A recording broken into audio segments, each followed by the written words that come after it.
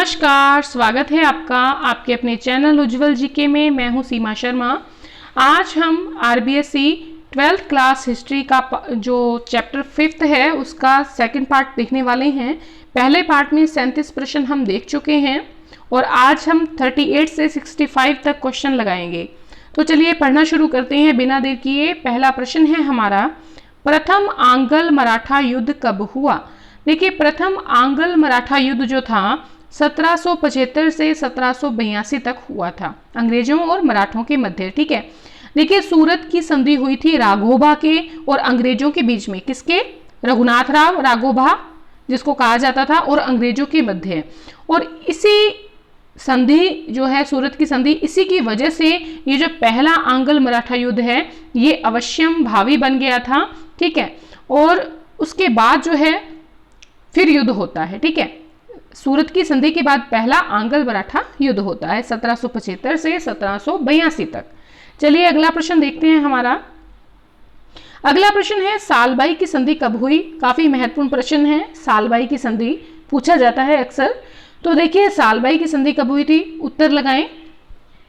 तो इसका सही उत्तर है 1782 में। 1782 में सालबाई की संधि हुई थी। देखिए जो पहला मराठा और आंग्ल युद्ध हुआ था, पहला आंग्ल मराठा युद्ध, उस युद्ध को इस संधि के द्वारा समाप्त किया गया था। ठीक है, चलिए अगले प्रश्न की ओर बढ़ते हैं। अगला प्रश्न है हमारा 40वां प्रश्न, द्वितीय आंग्ल मराठा युद्ध कब हुआ?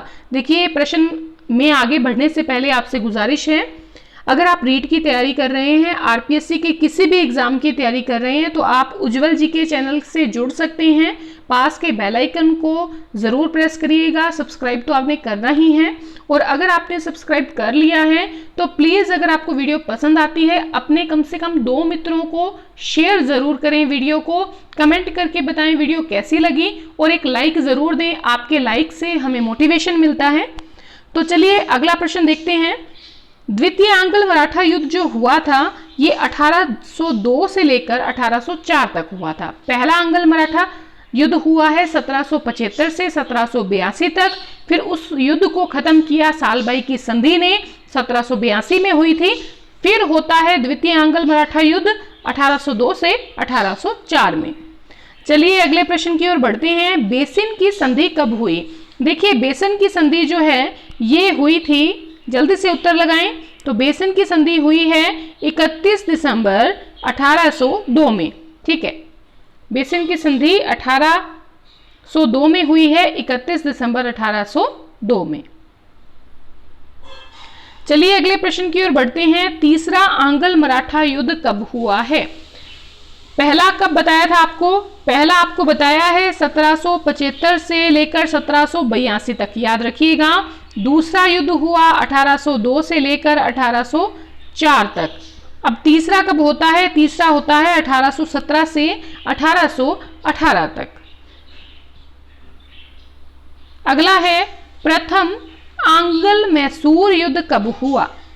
देखिए प्रथम आंग्ल मैसूर युद्ध की बात करें तो ये हुआ था हैदर अली और अंग्रेजों के बीच में। ठीक है, हैदर अली की बात हम पिछली वीडियो में कर चुके हैं। ठीक है, मैसूर में इसने अपनी सत्ता स्थापित की थी, और बाद में इसका पुत्र आता है इसके मरने के बाद, टीपू सुल्तान। ठीक है, वो ठीक है, टीपू सुल्तान जो आता है वो दूसरे आंग्ल मैसूर युद्ध के दौरान आता है, जब हैदर अली की डेथ हो जाती है। ठीक है, पहला आंग्ल मैसूर युद्ध हुआ है 1767 से 1769 ईस्वी में। ठीक है, हैदर अली और अंग्रेजों के मध्य। अगला प्रश्न है, द्वितीय आंग्ल मैसूर युद्ध जो है वो कब हुआ? उत्तर लगाएं जल्दी से। देखिए 4 युद्ध हुए हैं इनके मध्य। पहला, दूसरा, दोनों में हैदर अली होता है, दूसरे युद्ध के दौरान उसकी डेथ हो जाती है। दूसरा, तीसरा, चौथा युद्ध जो होता है वो टीपू सुल्तान के साथ होता है। ठीक है, चलिए द्वितीय आंग्ल मैसूर युद्ध जो है ये हुआ था 1780 से 1784 के मध्य। देखिए 1782 में हैदर अली की मृत्यु हो जाती है और कमान किसके हाथ में आ जाती है? टीपू सुल्तान के हाथ में। ठीक है, अगला प्रश्न है, मंगलोर की संधि कब हुई? देखिए मंगलोर की संधि जो होती है द्वितीय आंग्ल मैसूर युद्ध से इतना परेशान हो जाते हैं टीपू और अंग्रेज, तो वो आपस में क्या कर लेते हैं, संधि कर लेते हैं। कौन सी संधि कर लेते हैं, मंगलोर की संधि। देखिए युद्ध चल रहा है कब से, पहला मैसूर युद्ध जो है शुरू होता है 1767 से। अब द्वितीय कब होता है, 1780 से 84 के मध्य। मतलब लगातार 67 से 84 तक युद्ध को देख देख कर ये परेशान हो जाते हैं और हार कर क्या करते हैं, दोनों जने मतलब टीपू और अंग्रेज ये मंगलोर की संधि कर लेते हैं। कब कर लेते हैं, 11 मार्च 1784 में। ठीक है, चलिए आगे बढ़ते हैं। तृतीय आंग्ल मैसूर युद्ध कब बना। ठीक है, तृतीय आंग्ल मैसूर युद्ध जो है कब हुआ था, कब हुआ, तो ये युद्ध हुआ है, जल्दी से उत्तर लगाएं। ये युद्ध जो हुआ है 1790 से 1792 में होता है, टीपू और अंग्रेजों के बीच में। और अंतिम युद्ध जो कि चौथा आंग्ल मैसूर युद्ध था, ये कब होता है, ये होता है 1799 में। और इस युद्ध के दौरान जो है आपके टीपू सुल्तान की मृत्यु हो जाती है और ये युद्ध जो है एक तरह से धोखाधड़ी से अंग्रेज जो हैं वो जीतते हैं। चलिए आगे बढ़ते हैं अपने अगले प्रश्न की ओर। भारत में अंग्रेजों द्वारा अपनी सर्वोच्चता स्थापित करने के लिए सहायक संधि प्रथा का श्रेय दिया जाता है। किसे दिया जाता है, जल्दी से उत्तर लगाएं। सहायक संधि की जो प्रथा है उसका श्रेय जाता है लॉर्ड वेलेस्ली को। क्लाइव का नाम तो आपके बंगाल से जोड़ा जाता है, ठीक है, प्लासी का और ये उधर वाले जो युद्ध हुए हैं। डलहौजी को किससे जोड़ा जाता है, इसका भी प्रश्न आगे आएगा, व्यापगत नीति से। ठीक है, और वेलेस्ली का नाम किससे जोड़ा जाता है, सहायक संधि प्रथा से। अगले प्रश्न की ओर बढ़ते हैं। सहायक संधि करने वाले प्रमुख राज्य थे, कौन कौन से राज्य थे सहायक संधि करने वाले, तो देखिए ये सभी राज्य जो हैं इन सभी ने सहायक संधि की थी।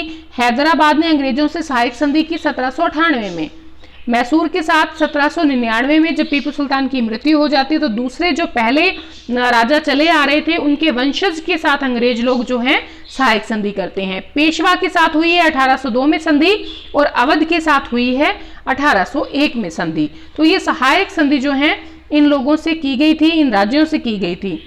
अगले प्रश्न की ओर बढ़ते हैं। अंग्रेजों और रणजीत सिंह के मध्य अमृतसर की संधि कब होती है, तो देखिए रणजीत सिंह और जो आपके अंग्रेज हैं उनके बीच में अमृतसर की संधि होती है। महत्वपूर्ण संधि है, पूछी जाती है, याद रखिएगा। अप्रैल 1809 में संधि हुई थी अंग्रेजों और रणजीत सिंह के मध्य में। ठीक है, बहुत पावरफुल राजा थे पंजाब के रणजीत सिंह। 51वां प्रश्न आपके सामने है। प्रथम आंग्ल सिख युद्ध कब हुआ, तो देखिए पहला आंग्ल सिख युद्ध जो होता है वो 1845-46 में होता है। जब तक रणजीत सिंह जीवित थे तब तक अंग्रेजों की हिम्मत नहीं हुई कि वो पंजाब पर कब्जा जमा लें या किसी प्रकार का युद्ध जो है वो रणजीत सिंह से कर लें। चलिए आगे बढ़ते हैं लाहौर की संधि की तरफ। लाहौर की संधि जो होती है ये पहले आंग्ल सिख युद्ध के बाद होती है। और कब होती है, ये 1 मार्च 1846 को होती है। 1 मार्च 1846 को होती है लाहौर की संधि। भैरोवाल की संधि काफी महत्वपूर्ण है इतिहास में। देखिए भैरोवाल की संधि जो होती है ये भी पहले आंग्ल और सिख युद्ध के बाद ही होती है, लेकिन ये किसके साथ करते हैं अंग्रेज लोग, ये लाहौर दरबार के साथ होती है। ठीक है, लाहौर दरबार के साथ संधि की जाती है, किसके द्वारा, अंग्रेजों के द्वारा। कब की जाती है, जल्दी से उत्तर लगाएं। ये की जाती है दिसंबर 1846 में लाहौर की संधि के बाद। लाहौर की संधि होती है 1 मार्च 1846 में और ये अंत में मतलब दिसंबर के महीने में भैरोवाल की संधि करते हैं लाहौर दरबार के साथ अंग्रेज। चलिए अगले प्रश्न की ओर बढ़ते हैं। द्वितीय आंग्ल सिख युद्ध कब हुआ, दूसरा आंग्ल सिख युद्ध जो था ये कब हुआ था,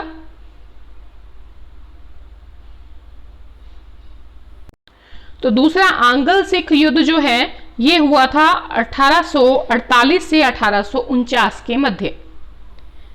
चलिए 55वां प्रश्न देखते हैं। डलहौजी की व्यापगत नीति या राज्य हड़प नीति के तहत कौन सा प्रथम राज्य था जो अंग्रेजों के द्वारा हड़पा गया।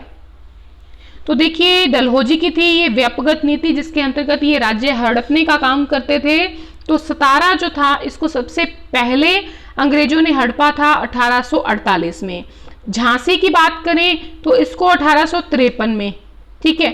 संबलपुर की बात करें इसको 1849 में, और अगर हम नागपुर की बात करें तो इसको 1854 में। याद रखिएगा। देखिए सतारा जो था यहां पर था राजा अप्पा साहिब। कौन था? राजा अप्पा साहिब था। तो इनकी हो जाती है मृत्यु, इनका कोई भी पुत्र नहीं होता, इनका एक दत्तक पुत्र होता है, दत्तक पुत्र। तो उस दत्तक पुत्र को अंग्रेज लोग राजा मानने से इनकार कर देते हैं, फिर ये कहकर कि ये आपका जो है ये दत्तक पुत्र है इसलिए ये राजा नहीं बन सकता। तो सतारा को सबसे पहले जो है हड़पा गया डलहौजी के द्वारा, डलहौजी की व्यापक नीति के तहत। अगला प्रश्न देखते हैं, व्यापक नीति के तहत किन राज्यों को अंग्रेजी शासन में मिलाया गया?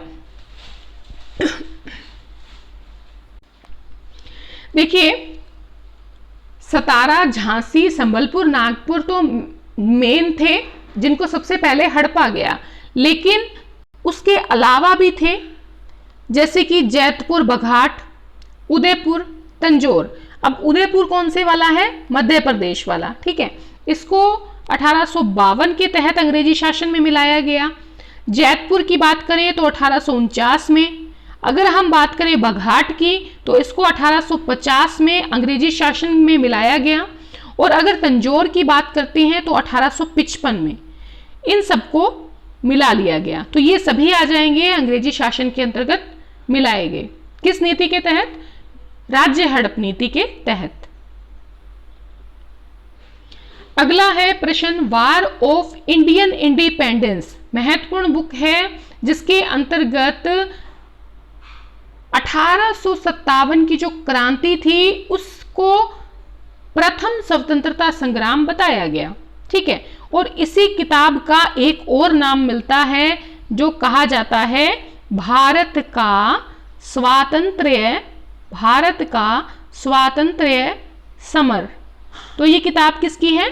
अब तो आपको याद आ ही गया होगा, वी.डी. सावरकर, ठीक है, वी.डी. सावरकर इनकी बुक है। 1857 की क्रांति को राष्ट्रीय विद्रोह किसने कहा है? देखिए इसके अंतर्गत बेंजामिन डिज़रेली जो कि इंग्लैंड के प्रमुख नेता थे, इन्होंने भी राष्ट्रीय विद्रोह की संज्ञा दी है, और जो अशोक मेहता है इन्होंने भी राष्ट्रीय विद्रोह की संज्ञा दी है 1857 की क्रांति को। तो ये दोनों ही रहेंगे इसके अंतर्गत। अगर हम लॉरेंस की बात करें तो लॉरेंस जो हैं ये सैनिक विद्रोह मानते हैं, ठीक है। किसको? 1857 की क्रांति को। अगला प्रश्न है, द ग्रेट रिबेलियन पुस्तक के लेखक हैं। तो द ग्रेट रिबेलियन पुस्तक के लेखक हैं अशोक मेहता, ठीक है।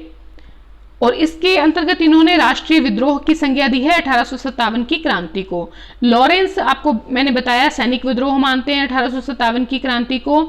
अगर हम बात करें सिले की तो सिले जो है ये भी सैनिक विद्रोह मानते हैं, किसको? 1857 की क्रांति को। बात करें पंडित जवाहरलाल नेहरू की तो पंडित जवाहरलाल नेहरू जो हैं इनकी बुक है भारत एक खोज, जो आपने देखी होगी। इसके ऊपर आधारित जो है डीडी नेशनल पर प्रसारित होता था कार्यक्रम भारत एक खोज, ठीक है। तो इस प्रकार से द ग्रेट रिबेलियन पुस्तक के लेखक हैं अशोक मेहता। 60वां प्रश्न आपके सामने है, 1857 के विद्रोह को सुनियोजित स्वतंत्रता संग्राम की संज्ञा किसने दी? सुनियोजित स्वतंत्रता संग्राम जो है इसकी संज्ञा दी है वी.डी. सावरकर ने, वीर सावरकर या वी.डी. सावरकर। देखिए अगर हम बात करें डब्ल्यू टेलर की और आउट ड्रम की, ये दोनों क्या कहते हैं? ये दोनों कहते हैं कि हिंदू शिकायतों की आड़ में मुस्लिम षड्यंत्र मानते हैं 1857 की क्रांति को, ठीक है। चलिए अगले प्रश्न की ओर बढ़ेंगे। अगला प्रश्न है, दक्षिण भारत में 1857 के संग्राम को गति देने वाला नायक कौन था? पूछा जाता है, ये प्रश्न बहुत महत्वपूर्ण है। रंगा बापूजी गुप्ते, रंगा बापूजी गुप्ते ऐसे व्यक्ति थे जिन्होंने दक्षिण भारत में 1857 की संग्राम को गति दी थी। गोद निषेध नीति लागू करने वाला गवर्नर जनरल कौन था? लॉर्ड डलहौजी। ठीक है, गोद निषेध नीति। भाई आप गोद नहीं ले सकते बच्चा, ठीक है, उसको राजा नहीं बना सकते। एक सेकेंड। तो देखिए, गोद निषेध नीति लागू करने वाला गवर्नर जनरल जो था वो था लॉर्ड डलहौजी। चलिए अगले प्रश्न की ओर बढ़ते हैं। 10 मई 1857 को स्वाधीनता संग्राम की शुरुआत कहां से हुई थी? स्वाधीनता संग्राम की शुरुआत हुई थी मेरठ से। ठीक है, मेरठ से। पंजाब में सिख मिसल सुक्कर चकिया का संबंध किससे है? सुक्कर चकिया मिसल का संबंध किससे है? रणजीत सिंह से है। देखिए पहले मैंने आपको बताया है 12 मिसलें थी और इसको जो है सबको इकट्ठा करके रणजीत सिंह ने एक राज्य का रूप धारण जो है किया और उसके शासक बने रणजीत सिंह। ठीक है, वैसे किससे संबंध रखते थे? सुक्कर चकिया से संबंध रखते थे, जो महत्वपूर्ण मिसल थी। अंतिम प्रश्न है, ब्लैक होल दुर्घटना या काल कोठरी की घटना ये कब घटित हुई? तो देखिए ये घटना घटित हुई थी 20 जून 1756 को। ठीक है, 1757 को तो प्लासी का युद्ध होता है। दरअसल इस समय क्या हुआ था, एक तरह की ये काल्पनिक घटना है, इतिहासकार इसको काल्पनिक घटना मानते हैं। ठीक है, अंग्रेज जो इतिहासकार हैं वो नहीं मानते, लेकिन जो आपके भारतीय इतिहासकार हैं वो इसको काल्पनिक घटना मानते हैं, क्योंकि कलकत्ता के ये घटना क्या थी कि कलकत्ता का एक कमरा था जो 18 फुट तो लंबा था, 14 फुट 10 इंच का चौड़ा था। वहां पर सिराजुद्दौला जो कि बंगाल के नवाब थे, इन्होंने 146 अंग्रेजों को बंदी बनाकर 20 जून की रात को आपके 1756 को 20 जून को बंद कर दिया रात को, और अगले दिन 146 में से कम 123 व्यक्ति मारे गए, मतलब मर गए, और 23 व्यक्ति ही जिंदा रहे। ठीक है, और जो जीवित व्यक्ति थे उनमें एक व्यक्ति था जिसका नाम था हालवेल। उसी के नाम पे ये ब्लैक होल दुर्घटना जो है रखी गई। तो देखिए वो जो जेड हालवेल था वो इस कहानी का रचयिता माना जाता है। ये कहानी इसलिए गढ़ी गई थी उस समय ताकि भारत में जो अंग्रेज रहते थे उनको भड़काया जा सके, और आप मान के चलिए इतने छोटे कमरे में 146 लोगों को एक साथ बंद करना संभव नहीं था। इसीलिए इस घटना को जो है माना जाता है कि ये जो है काल्पनिक घटना थी। ठीक है, चलिए आज के लिए इतना ही। अगर आपको वीडियो पसंद आई है प्लीज अपने अधिक से अधिक मित्रों में शेयर करें, कम से कम 2 मित्रों में तो शेयर जरूर करें। कमेंट करके बताएं वीडियो कैसी लगी, और लाइक जरूर करें। एक आपके लाइक से हमें बहुत मोटिवेशन मिलता है और प्रेरणा मिलती है कि जो है और बढ़िया मैटर जो है आपके सामने पेश किया जाए। तो आज के लिए इतना ही, और अंत तक बने रहने के लिए बहुत बहुत धन्यवाद।